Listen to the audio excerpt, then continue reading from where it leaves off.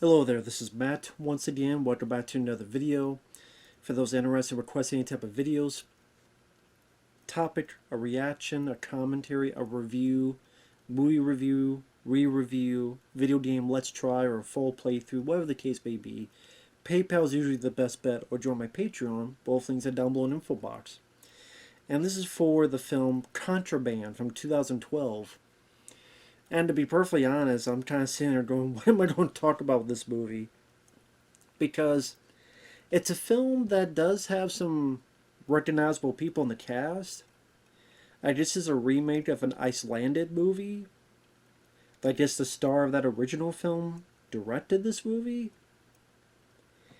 And it's a film starring Mark Wahlberg. This is a time where it felt like Mark Wahlberg was like every other movie.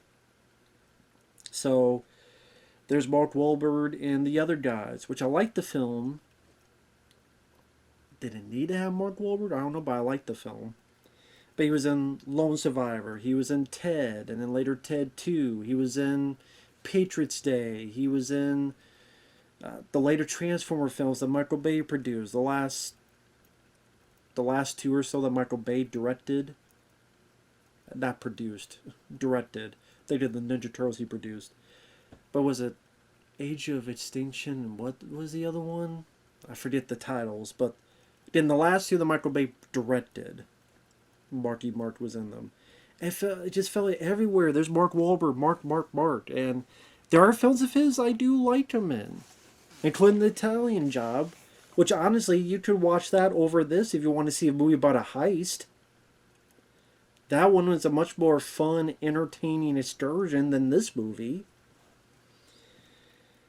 But it's just one of those guys that he would just get so overused, and I would get so tired of it. I was like, okay, I don't... There are films, and the big hit I liked with Mark Wahlberg. I mentioned the other guys, The Italian Job. But for every one of those, it's like there's The Happening, there was the Planet of the Apes remake,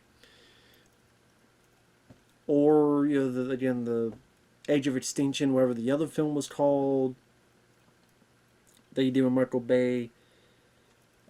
I like Pain and Gain, but that's what I mean. He just felt like he was everywhere. And this is, I would say, easily one of his more forgettable movies. I'm not going to say it's a garbage movie. It's just a fairly forgettable, mediocre movie. Because it's a story you've heard and seen many times before. A guy who wants to live the straight and narrow path. He's got a wife, he's got kids, and someone comes in who is a relative, and I need your help. In this case, it's his wife's brother. I need your help.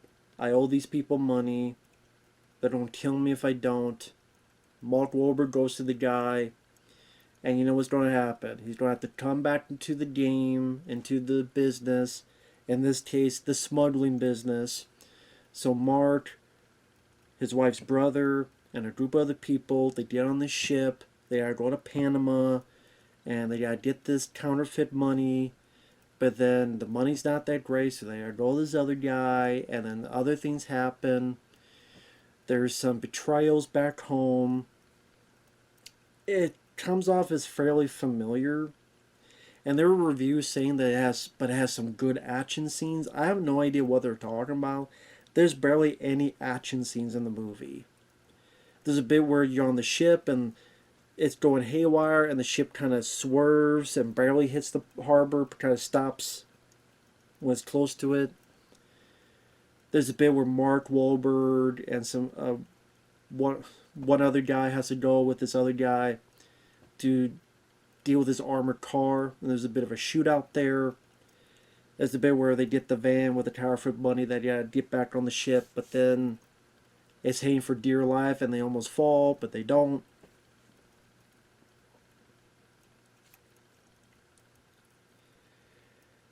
But again, it's not an action film really. It's more of a heist. I don't know if I even want to call it a thriller. I don't know what to call it actually. I guess just a heist movie. Again, You want to see a more entertaining heist movie? Go watch The Big Hit, which is more action, or go watch The Italian Job, which is more comedic and exciting and a more intriguing cast of characters. The cast here is not bad, but their characters, for the most part, are not that interesting.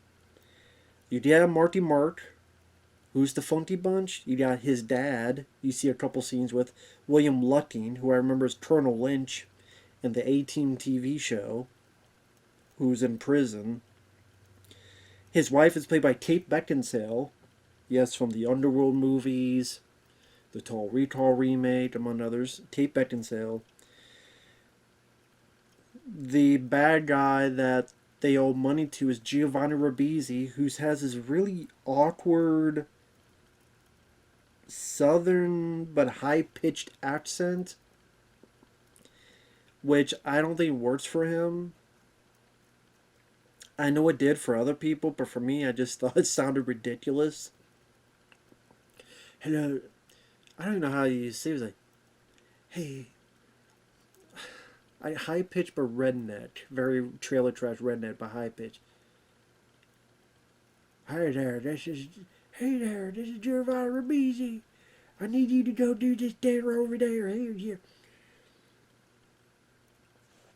Other people, J.K. Simmons is in the film as the boat captain.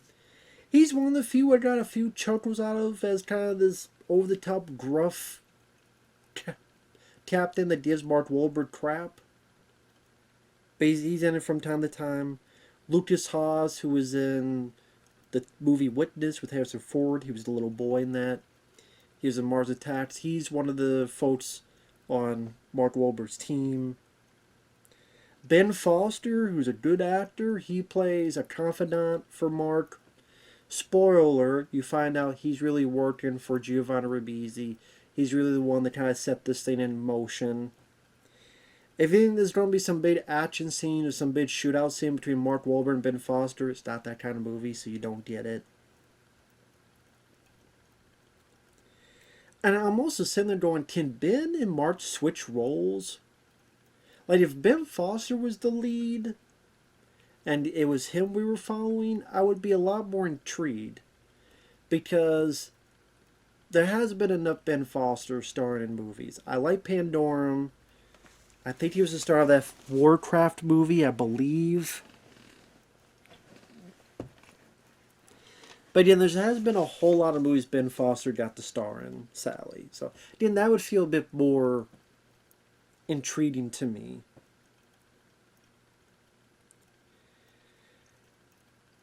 But yeah, I just didn't really find, like, the story. Hell, that story almost reminds me of The Setup, like Kiss of Death with David Caruso. And where David Caruso is with his wife, played by Helen Hunt, and he's on the straight and narrow path, and he had a criminal background, but he wants to keep going.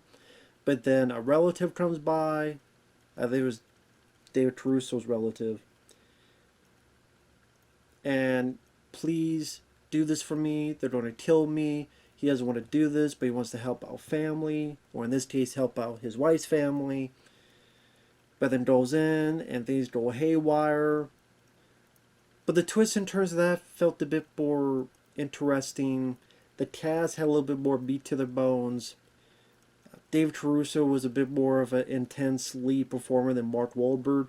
Mark, I would say, is kind of sleepwalking through it. Even if you like Mark Wahlberg, he's kind of just being Mark Wahlberg. I mean, he's being the type of Marky Mark you've seen a lot of stuff, and I felt a bit more out of him performance-wise. I got a little bit more out of him in, like, Pain and Gain, or I did The Big Hit, or films like Fear. So there are films of his I don't mind. Even The Italian Job, he had a little bit more of a smile, a little bit of a more of a smirk. And this kind of autopilot of a performance. I wouldn't say it was absolutely garbage, but kind of just, Again, it's the setup. I don't know why Mark Wahlberg's character takes his wife's brother with him when he knows how much of a screw up this guy is. This guy is a walking, talking fuck up. So why would you bring this guy on this very sensitive heist that is a lot of preparedness? This guy brings nothing to it. He does. I didn't notice he had any steel. He's only there just so he can be manipulated on the phone to do something he doesn't want to do. But if you don't do it, I'm going to kill your sister's family. So he's only there for that plot point, not for anything else. Not in terms of character development, not in terms of camaraderie between him and Mark Wahlberg. Really nothing. And you don't really get a sense of camaraderie with anybody amongst the cast. I mean, Lukas Haas, anybody could have played his role. Giovanni Ribisi, which I always think of Avatar, just a bunch of trees. His line, just a bunch of trees. Giovanni Ribisi is one of those guys that needs to be used in the right way. I just don't know if I really loved him in this role. I like Ben Foster. He's mainly pretend to be the good family friend, and then spoiler alert, I guess you find out he kind of has maybe perhaps some kind of crush on Kate Beckinsale. And then you find out Ben's working for Giovanni Ribisi, and there's a point when a drunken Ben Foster, is talking with Kate Beckinsale. They do a bit of a fight. He pushes her, she hits her head. He assumes she's dead. Now, granted, if he really did kill her, and that would have been a shocker, and be like, oh man, now things really kicked into a different gear. Things didn't seem that serious at first, but now we're getting to a third act where it's... Sorry, checking the time on the camera. These are much more serious. Things are much more dire in circumstances. Now we're going to ratchet up the tension. We're going to ratchet up the intensity. We're going to ratchet up between Mark and Ben Foster. It's now no holds barred. It makes the bad guy, or the potential bad guy, Ben Foster, much more insidious, or much more, again, dire consequences, circumstances. But no, that's not the case. Instead, I guess Ben Foster doesn't know how to take a pulse. Because if he did, would have known she was still alive. So instead he decides to, I just wrap her up and just kind of bury her. Not even bury her, kind of just put her in this construction site that's like 30 feet away from where he works. I'm like, I know you got construction stuff there, but do you really want to try to have this body near where you work just in case a body is found? Somehow, some way, shape, some shape, some form? And like, well, wait a minute. You guys who dug up here and you didn't notice anything? Don't you think this a bit weird? Or, yeah, well, the body was hidden. We didn't know. But still, I mean, it's near your place and, oh, you knew the victim? Interesting. I think there's a touch between. It felt really weird, that whole thing. But before that, like I said, the boat. J.K. Simmons gives a little bit of animosity, like, why is Mark on my boat? But then it pretty much demotes him to being the janitor, so to speak. They go on to the plan of making this hidden room. For when they get the money, they don't put it in there. Find a way to screw up the instruments. But they screw up too much, so it's going haywire. So they have to make the boat stop before it crashes. There's some people there that stall for time for them to get the counterfeit money and get back. They get there, the counterfeit money is not up to stuff, so they need it reworked. So they go to Diego Luna's in it. I guess he's on that TV show Andor. He was in the movie Rogue One. He's willing to do the deal, but then Kate Beckinsale's brother again gets the call, hey, you better take this drugs and stuff. You better take the product. and if you don't, then I'm going to kill your sister's family. He does it. Why are you screwing with me? Mark Wahlberg's like, we're not screwing with you. Fine, you don't do this job for me. The armored truck. Most of David Luna's men gets killed, and then eventually he gets killed. Mark and Lukas Haas get the truck. They have the counterfeit money. Again, nothing that you haven't seen before, and a variety of heist films done much better. Whether it be Heist, even what was that film, Den of Thieves. I was not a big fan of that movie. I thought it was way too long, but I would put that above this. And like I said, The Italian Job. Like you mentioned, like if you want to watch a Mark Wahlberg heist movie, The Italian Job. I mentioned Michael Bay's Six Underground. I know not everybody loves that film. That's a much more fun movie than this. Again, this just come off as very forgettable. It came out in January. Makes sense came out in January. Makes perfect sense.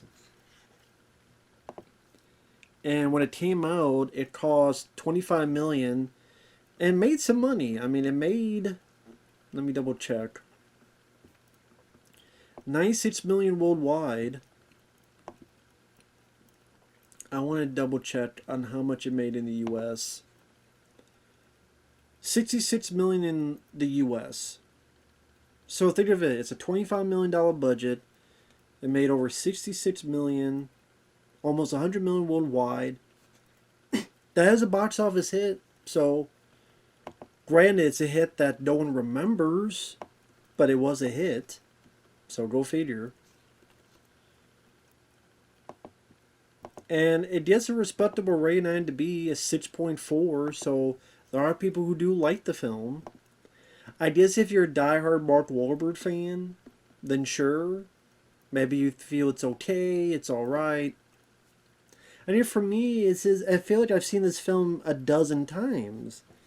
I don't think it does enough different you need for me to really put up the stuff with anything. And I'm not a diehard Mark Wahlberg fan.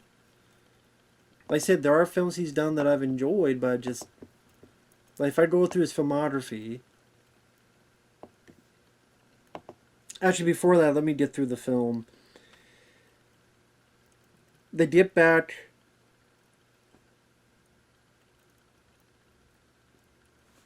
Pretty much they get back. They talk about Giovanni Ribisi. He's able to trick the people on the boat because Ben Foster makes a phone call, hey, to the screw over Mark Wahlberg's character, but they can't find anything on him. He was able to outwit them, find a way to get the money out so they don't have anything on him, so he's able to get out. Giovanni them, I think the drugs, because it's two things. Giovanni also wanted drugs smuggled, which one of the things they got his wife's brother to do. But he's also able, Mark Wahlberg, to get the guys to go to this house, which we found was J.K. Simmons' house. Says, here it is there. Have at it. And then they don't even watch him like a hawk. They let Mark Wahlberg out of their sight. Mark just goes, I need to use the bathroom or somewhere. I need to go to the kitchen. He does. He just goes out the garage, leaves, while they're up there doing their thing. You think one guy would have a cautious eye on Mark Wahlberg in case of anything, but no. They don't want to watch him. They just let him go, and then lo and behold, J.K. Simmons comes in. What's going on here? The cops come. They get arrested. And then again, if you think it's going to be some big confrontation with Ben Foster, no. Just Mark Wahlberg goes to Ben Foster. What's going on? Where's my wife? Beats the hell out of Ben, who's like crying and apologizing. Runs like 30 feet to this construction site. Finds his wife. And then everything's hunky-dory. So, Ben Foster, you're kind of wishing for a bigger comeuppance with him. The way he dumped Kate Beckinsale's body just felt a bit lazy. You felt like there'd be a lot more complicated. He'd be a lot more secretive. he would check the body to make sure if she was dead or not, and either finish the job or something else. No. Like I said, action scenes there's not many action scenes in it, so it's not that kind of movie. Like, okay, Wikipedia says it's a action thriller. I mean, I don't think there's much action in it, and I didn't think it was that thrilling, so it's not for me. I mean, again, it's a 6.4. A lot of people like it. Okay, like Mark Wahlberg's filmography. Renaissance Man, I remember having fun with. Basketball Diaries, I don't mind. Fear, I did not mind. Boogie Nights, a bit long, but not a bad film. The Big Hit, I thought was fun. The Corruptor, I thought was a really lame usage of Chow Yun Fat. Three Teens, I enjoyed. That's another heist movie. Three Teens. So Three Teens is another Mark Wahlberg heist movie I would pick over this. The Yards, The Perfect Storm, not for me. Planet of the Apes, hated it. Rockstar, barely remember. The Italian Job, another heist film, I thought was better. Four Bros, I didn't mind. The Departed was okay. The Happening was awful. Max Payne was awful. The Other Guys, The Fighter, Ted, I did not like. Pain and Gain. Pain and Gain, I had fun with. Two Guns. I think the same director of this did Two Guns. Now, I would put Two Guns above this movie, but I wasn't a dire fan of Two Guns either. Two Guns was, again, another movie that seemed very... Again, I would put that above this, but felt very familiar. Felt like a movie I've seen... Not just seen before, but saw done much better before. You know, that one being the buddy action movie. I'm like, there's a lot of films I like more than this, whether it be the Bad Boys films and Tango and Cash and 48 Hours, although that was a cop and a crook, but just a variety of other films. So maybe this director is just not the most exciting storyteller for me. Transformers Age of Extinction and The Last Night, that's what the other one was called, The Last Night. Ted 2, Daddy's Home 2, Mile 22. I'd probably say I'd rather watch this than Mile 22. At least that wasn't a complete waste of the guy from the Raid Redemption and shaky cam everywhere. This film didn't have that. Uncharted sucked. That was a horrible movie. He's in a new one called Flight Risk, directed by Mel Gibson, actually.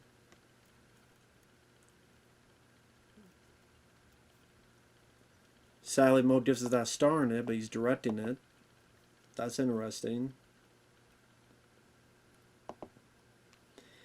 And he's in the film called The Union, an American action comedy thriller with Mark Wahlberg and Halle Berry. And J.T. Simmons, funny enough, so Mark and J.T. Simmons working together again. He did a voice in that Scooby-Doo movie called Scoob. That's, I mean, it feels like he's everywhere, man. Anyway. But I mean, yeah, watch the trailer. The trailer intrigues you. Be my guest. I just thought it was a very forgettable affair. But with that said, thanks for watching. We'll see you guys later. Bye-bye.